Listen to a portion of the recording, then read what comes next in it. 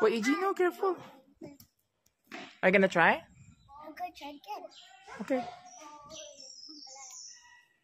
The ones that really, really ripe. I think the ones on top. Hi guys. Meron kaming na-discover yung prutas sa tabi ng building namin. Maybe this one. Yeah, and according to Google, yellow plum.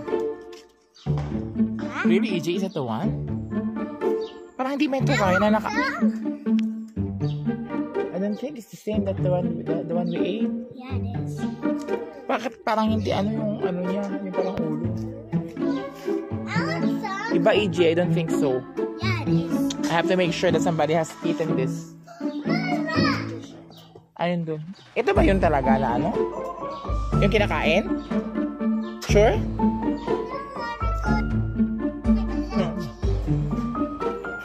Wala. This is for comer? This? Edible?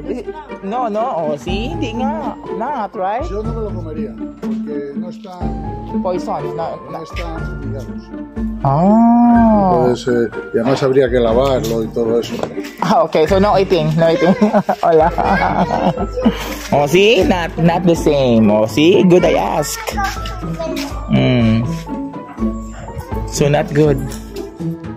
So kayo guys, what do you think? Ito nga ba yellow plum na edible? Please type your answers on the comment section.